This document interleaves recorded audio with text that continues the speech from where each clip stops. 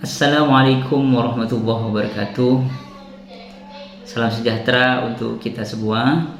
Perkenalkan, nama saya Mahrus Ali MSI, salah satu dosen di program studi S1 Biologi Universitas An-Nuqayyah.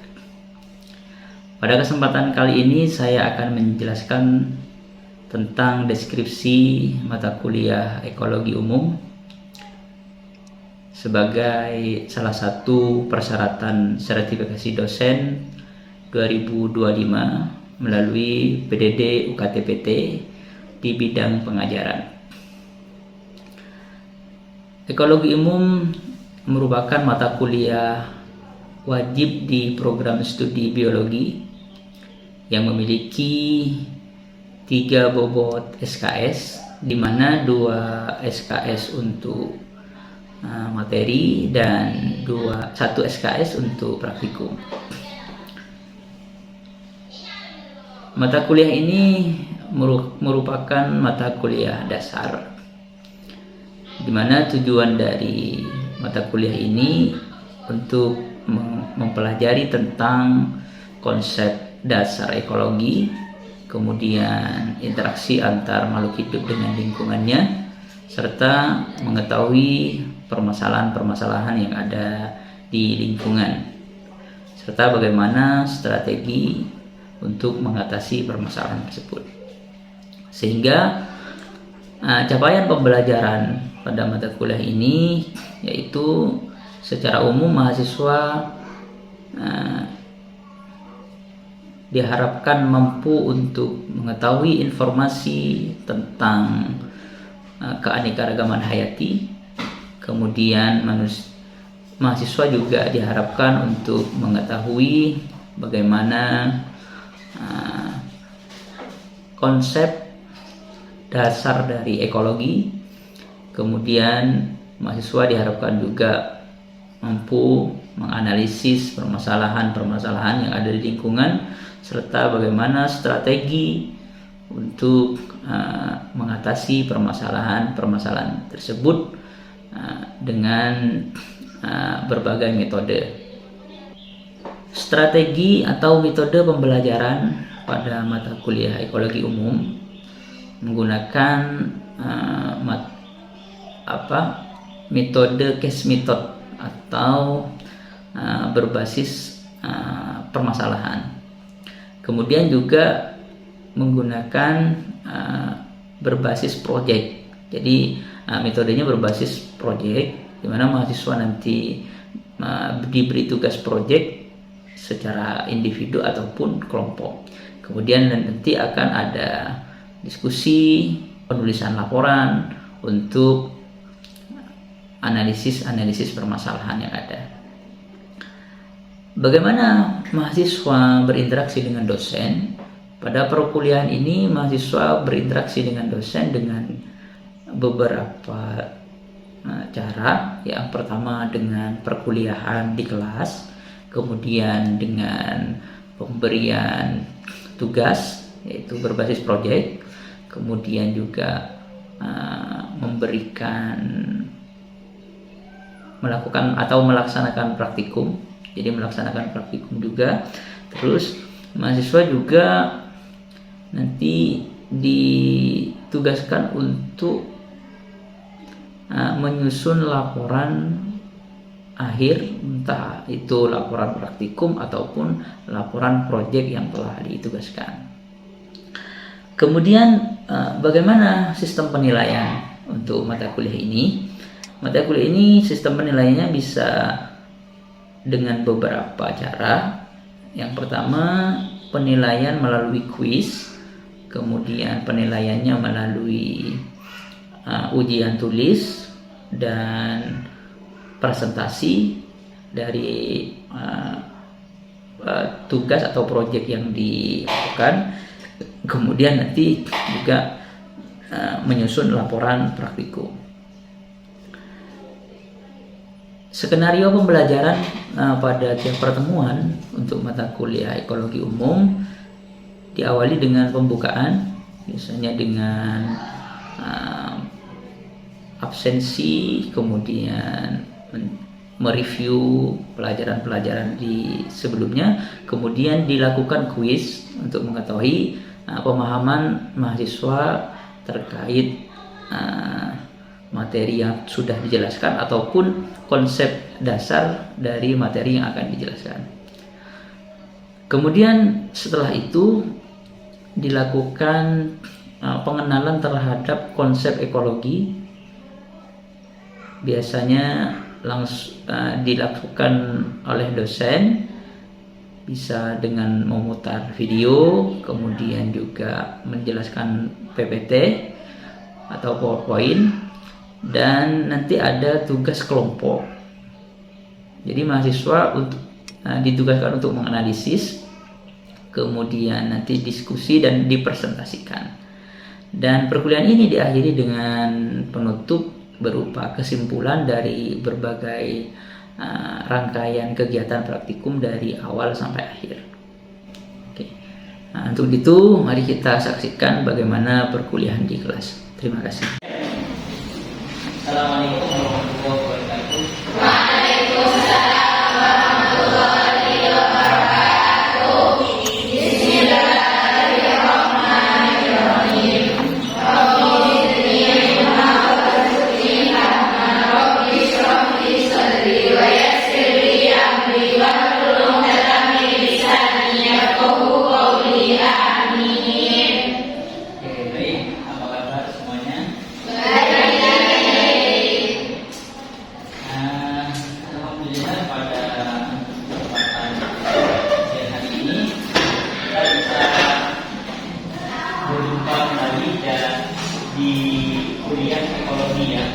Jadi komponen biotik ditambah komponen abiotik nanti akan membentuk namanya biosistem.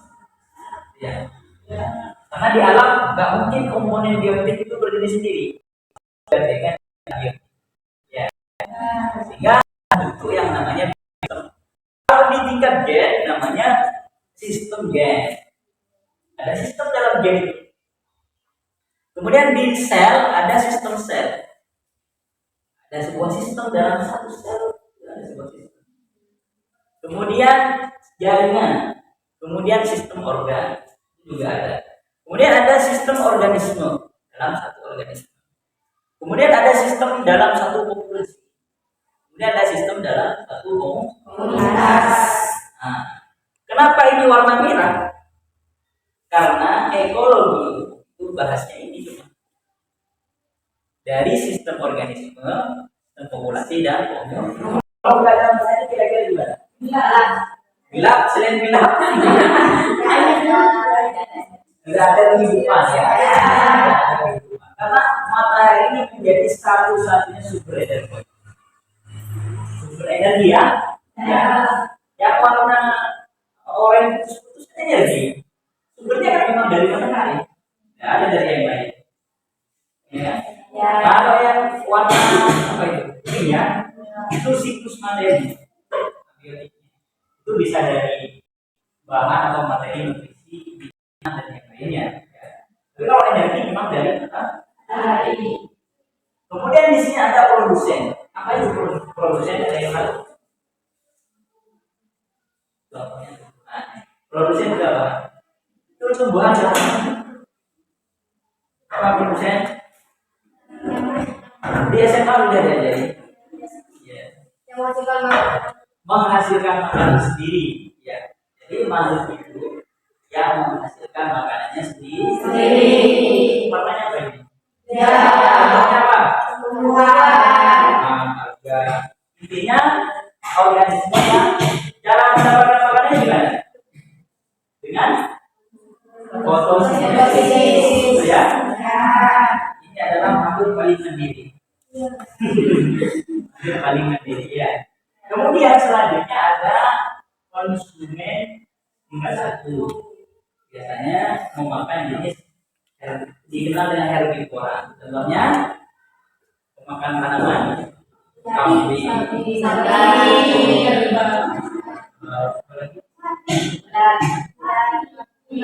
siti juga makan. Masuk konsumen satu. Kemudian ada konsumen juga dikenal dengan karyawan.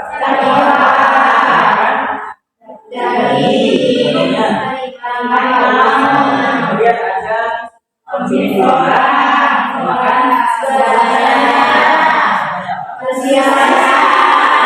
kabel juga itu. Nanti dari produsen sampai konsumen juga itu kalau mati nanti akan diuraikan oleh yang namanya decomposition atau ditransformasi. Apa yang ditransformasi? Ini materinya ke dalam tanah. Yang nutrisi yang ada di dalam tanah itu hasilnya dari makanya banyak tumbuhan, terus hewan, kecil dan sebagainya yang nanti itu menjadi nutrisi di tanah. Jadi nggak kemana-mana, siklusnya di sini kalau nutrisi. Tapi kalau energi dari mana? Jadi hubungan antara komponen dalam ekosistem itu ditentukan oleh rantai makanan, yaitu transfer energi dalam rantai makanan yang ada dua kegiatan. Yang pertama transfer energi, yang kedua dan materi melalui serangkaian organisme. Dan itu ya, energi dan materi. Paham ya? Naik kan? Belum ya? Oke, kalau nggak ada saya yang nanya.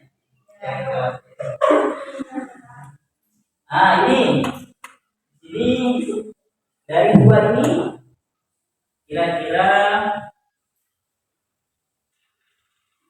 apa bedanya? Dua ini apa bedanya? Gambar satu, gambar dua. Bedanya apa? Satu rantai makanan yang kedua dari bedanya apa? Kalau rantai makanan lulusan produsen, konsumen, dua sampai 50. Kalau dari makanan itu satu rumput nggak mungkin hanya dimakan oleh satu dan bisa dimakan oleh beberapa jaring-jaring makan. Semakin kompleks, semakin panjang, semakin amburadul seperti ini, itu semakin bagus. Kenapa? Semakin stabil lingkungan, ya. Karena jumlah makanannya macam-macam, yang memakan juga macam-macam, nggak akan sekurangi, sehingga kestabilan lingkungan akan terjadi. Jadi semakin rantai makanan semakin banyak jenis mikroorganisme, semakin banyak jenis organisme, jenis hewan, jenis tumbuhan, maka lingkungan akan semakin stabil. Contohnya di Indonesia ini mana? Misalnya ya.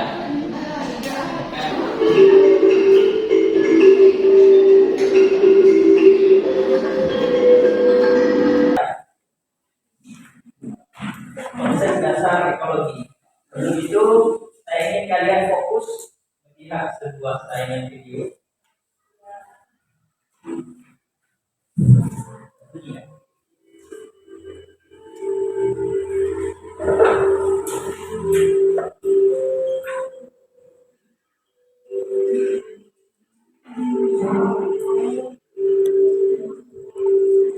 Nanti harus dustbin.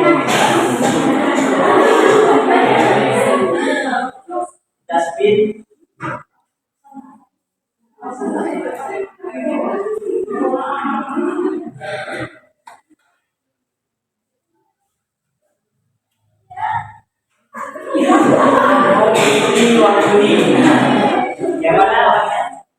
Oke, langsung pilih. Coba di komentar kira-kira apa terkait video tadi tentang keadaan lingkungan kita saat ini.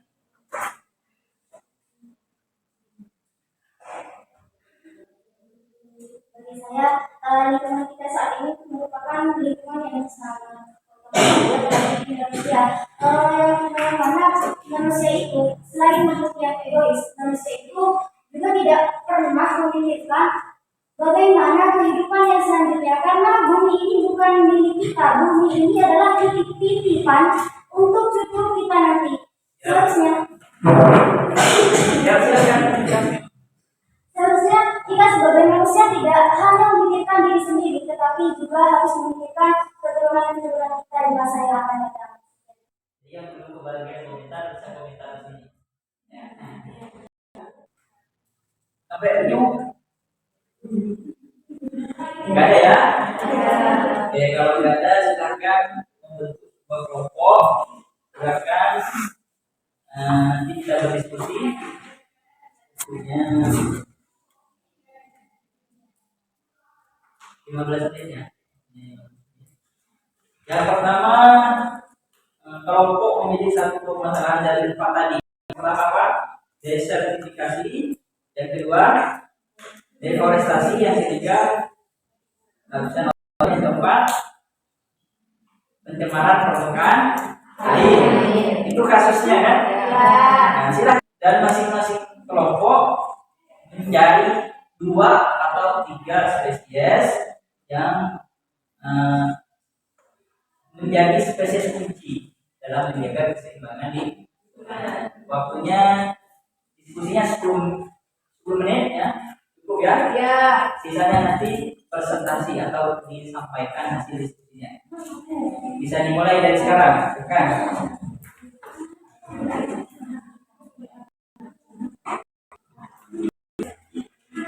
Silakan bersama kelompoknya. Ada waktu 10 menit.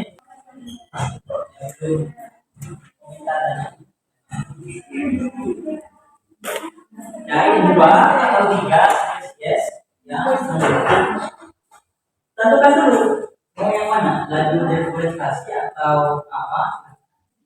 Dari 2 atau 3 spesies yang menjadi spesies kunci untuk masalah yang kalian pilih. Ya. Ini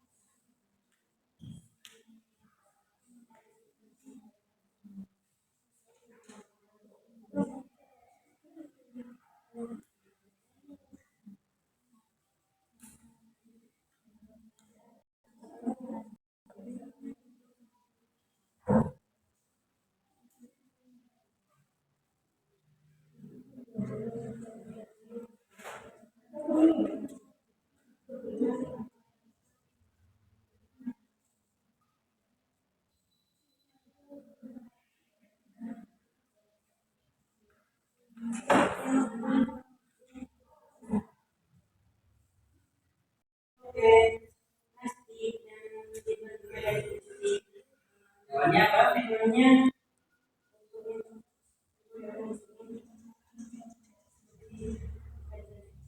Ikan kecil. Berfungsi untuk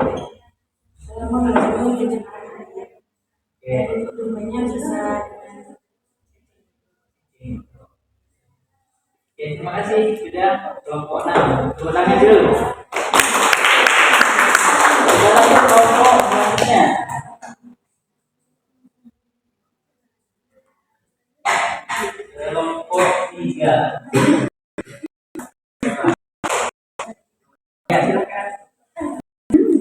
Ya. Bismillahirrahmanirrahim. Laju deforestasi merupakan suatu kondisi di mana luas hutan mengalami degradasi disebabkan oleh konversi lahan untuk infrastruktur, pemukiman, pelestarian, pertambangan, dan perkebunan. Spesies kunci untuk hal tersebut adalah burung kecil dan kelelawar karena mereka akan menyebarkan benih dari pohon-pohon yang berbiji kecil yang merupakan interaksi ekologi yang penting bagi keberhasilan restorasi ekosistem. Oke, dulu ya. Selanjutnya yang dari Itu nggak ada, belum menemukan ya. Cuma dapat satu berarti. ya, itu kan tumbuhnya kan yang udah di bawah burungnya yang buka bijinya. Terima kasih pertanyaan. Sudah tinggal di kelompok satu. Satu ya Pak? Oh ya. Silakan.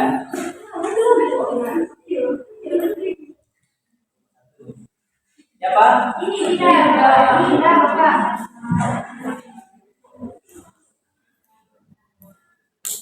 Baik, di sini kelompok kami akan membahas tentang kerusakan pada lapisan ozon. Yang pertama, lapisan ozon di sini adalah lapisan di atmosfer pada ketinggian 20 sampai 35 km permukaan bumi yang mengandung molekul ozon. Yang pertama di sini kita menemukan bahwa ada kerusakan pada lapisan ozon di sini disebabkan oleh adanya perusahaan. Contohnya sepeda motor. Sepeda motor di sini kan ada asapnya.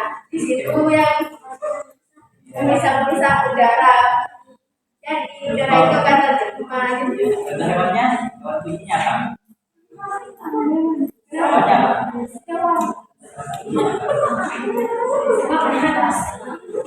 Belum bukan itu ya? Ya,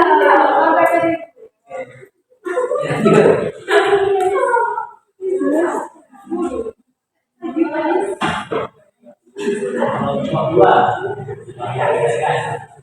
nah apa?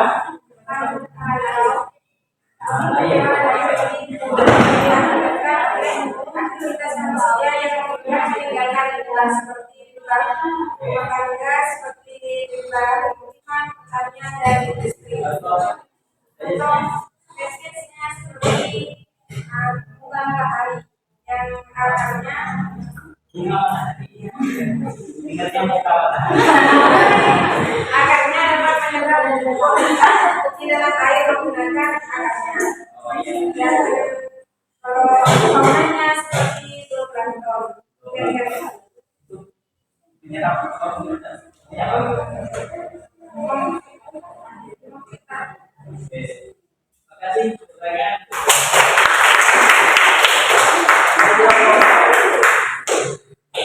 Kelompok 5. Siapa Pak ini? Ayo, satu. Boleh Pak?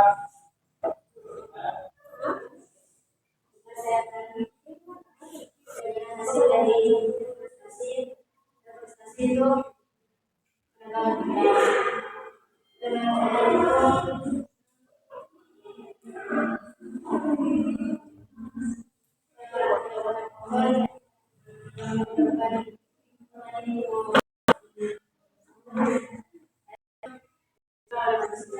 dan kawan yang paling penting dari belajar karena belajar menyebabkan itu akan didukung di Oke, kerja ya.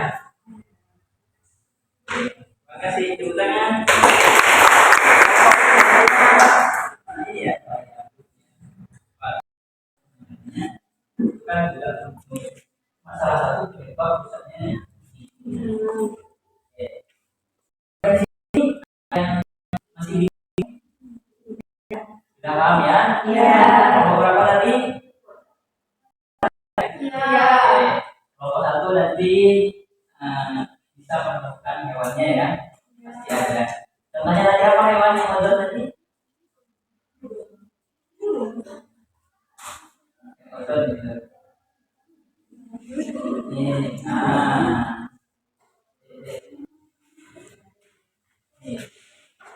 fauna yang berperan dalam fotosintesis yang menghasilkan oksigen dan membantu biodiversitas bisa mencari juga karena ada plankton ya. Plankton juga bisa menjadi sumber oksigen ya. Oke, sebagai penutup dari saya, terima kasih diskusinya, terima kasih sudah aktif dalam mengikuti perkuliahan pada sore hari ini. Selama kurang lebih 1 menit ya, maka dapat disimpulkan bahwa kerusakan lingkungan adalah gejala kehancuran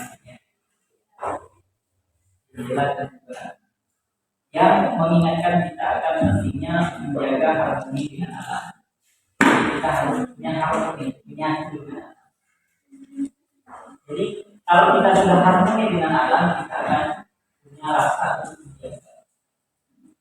Setiap langkah kecil dalam menjaga bumi adalah investasi untuk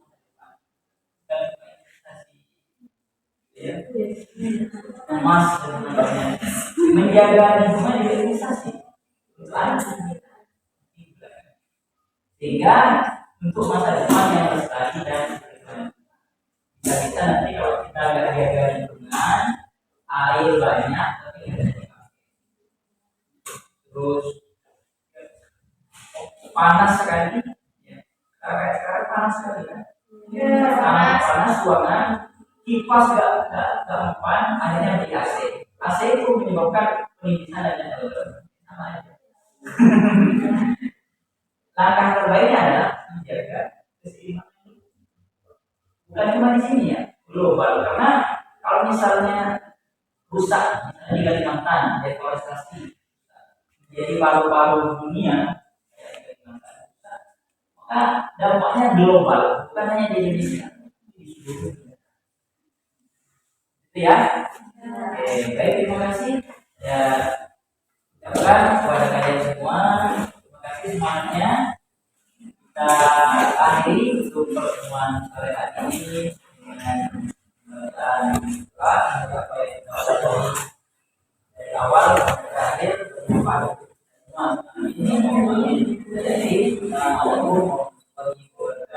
Waalaikumsalam warahmatullahi wabarakatuh. Bismillahirrahmanirrahim. Allahumma arina haqqa haqqa warzuqna ittiba'ahu wa arina batila batila warzuqna ijtinaba. Bismillahirrahmanirrahim. Bil Islam dinan wa Muhammadin sallallahu alaihi wasallam nabiyyan wa rasulah. Amin. Mohon maaf ya.